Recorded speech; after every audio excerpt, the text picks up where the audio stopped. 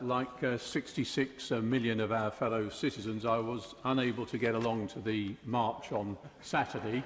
I was watching Stoke play Birmingham, but had I been there, I would have wanted to ask a couple of questions at least to the organisers, questions which it seems to me haven't been answered by many of the proponents of the People's Vote today, or if they have, they've not always agreed with one another. Question one would have been, what is the question that's going to be put to the people? Sundry different answers have been given to that, but at the very least, before you ask for a people's vote, you should agree on what the question should be and what should be on the ballot paper. It's not much of a slogan to say, what do we want, a people's vote? What's the question? Ask me later. And secondly, I'd like an answer to the question, what's the difference between a people's vote and a referendum? I actually think this is quite an important question to ask, because if it is a referendum, let's say it's a referendum. My noble friend Lord Adonis, who's disarmingly frank on these matters, sadly he's not in his place at the moment, I asked him that, said, what's the difference? He said, there isn't any difference, it's just spin. Now, he may have been joking, but my word, he was spot on, wasn't he?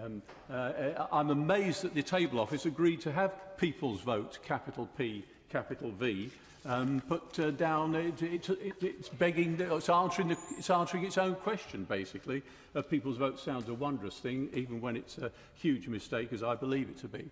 Now, so what are the arguments that people say why we should have a second referendum, which is what it is? They say, oh, people change their mind. Well, of course people change their minds, but not every 2 years. We'd have referendums every 2 years on the subject. I voted to leave in 1975. I had to wait 41 years for the chance to see my mind reflected in a vote. Let's test the integrity of the People's Vote campaign. Would they agree to another referendum 2 years after the one that they're proposing? Let's check every couple of years, a never-ending. And the other argument they use, of course, is that a people's vote would end the divisions in the country. It would solve the problem of apparently or possibly frozen parliament. Well, it wouldn't do anything of the sort, of course. A people's vote would exacerbate the differences in the country. Parliament is simply a reflection of the divisions in Parliament. And how patronising, I have to say, is the People's Vote campaign. It's effectively saying, particularly to those of us in the Midlands and the North, who voted so heavily to leave, you got it wrong last time. Unlike us Remainers, you didn't understand the issues properly. In the finest traditions of democracy EU style, if you get it wrong, you must keep voting until you get it right, as they know well enough in Ireland and Denmark. Now, I have to say this, and if I was saying nothing else to this House, I'd be saying just this sentence. I have to say that democracy is threatened when people with power say to those without, we know what's good for you better than you know yourselves. And I've heard that on numerous contributions to this debate today. Because the truth is, my lords, that the so-called People's Vote is not an isolated event. It's part of an unremitting campaign to reverse the result, which started the day after the 2016 referendum. The aim has been to delay, discredit or reverse the referendum results. It started with the argument, which you've almost forgotten now, which said, oh, the referendum doesn't really matter, it was only advisory. Don't bother about advisory. If the government wants to do something else, it can please itself. I'd love to know whether this People's Vote's going to be advisory. I've got a sense from listening to people, it's pretty mandatory, actually. They say it would be the last vote, it would be the last referendum we had, as far as the People's Vote campaign are concerned. And then we were told that the Leave campaign was invalid and probably needed police investigation because too much money was spent. No mention of the £9 million that the government spent, which I helped to pay for, which I deeply resent, I might say.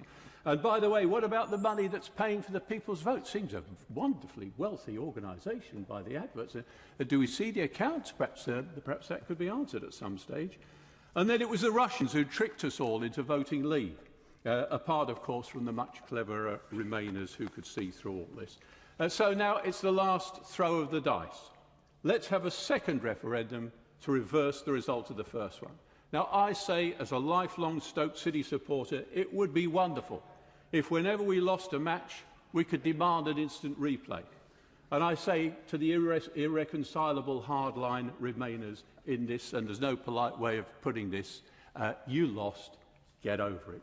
So surely the responsibility of us as parliamentarians, particularly in this unelected House, is to say that we were the ones who asked the people to vote. It was our job, it's now our job to respect and implement the result. Unless we want the gap between people and Parliament to get even wider than it is at present, our job is to facilitate leaving the European Union and to do it quickly. My Lords, it's a pleasure to follow Lord Grocott and Lord Shinquin, and also refreshing, because I think we've had 30 consecutive speeches in favour of a further referendum, and we've finished with 2 powerful ones from them. My Lords, I do not relish the prospect of a further referendum.